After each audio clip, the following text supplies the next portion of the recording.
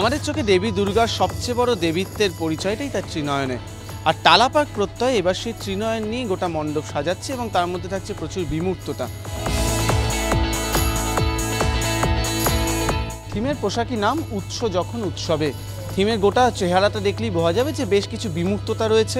ত্রিনয়নের ব্যবহার তো রয়েছেই গোটা মণ্ডপ জুড়ে, এবং তার পাশাপাশি থাকছে দেবী দুর্গাকে 10 হাতে যে 10 অস্ত্র দেওয়া হয়েছিল সেই 10 অস্ত্রের ইনস্টলেশন।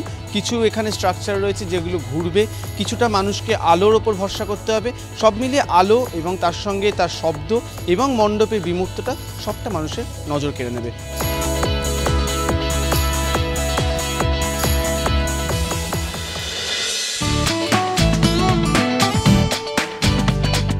মা দুর্গার পুজোতে কেউই যেমন ব্রাত্য নয়, তেমনি অনেকেই বলে থাকেন শিল্পীর আঙিনায় কোনো কিছুই ফেলনা নয়। তার ফলে যা কিছু জঞ্জাল, যা কিছু বাতিল, সেগুলো হয়ে উঠতে পারে শিল্প চর্চার একটা অন্যতম গুরুত্বপূর্ণ মাধ্যম, এবং সেটাই এবছর করে দেখাচ্ছে বৈষ্ণবঘাটার যাত্রা শুরু সংঘ।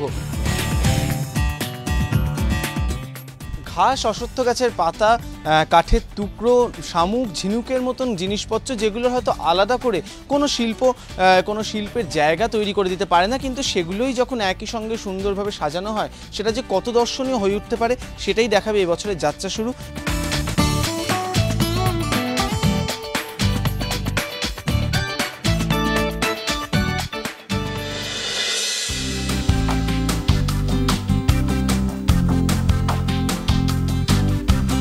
পুরনো বইয়ের গন্ধে একটা নেশা থাকে, সে নেশা যারা লাইব্রেরি নিয়মিত যায় তারা জানেন। এখনকার যুগে যদি বই পড়ার চল কিছুটা কমেছে, কিন্তু সেই নেশার স্বাদ যারা একবার পাবেন তাদের কিন্তু বারবার লাইব্রেরিতে ছুটতে হবে। এই যেমন ট্যাংরা ঘোলপাড়ায় এবছরে পুজো মণ্ডপটাই করে তুলছে একটা লাইব্রেরি। বই প্রেমীরা তো বটেই, যাদের বইয়ের সঙ্গে যোগাযোগ কম তারাও কিন্তু একবার এসে দেখতে পারেন পুরনো বইয়ের স্বাদ কেমন হয়, পুরনো বইয়ের গন্ধ কেমন হয়।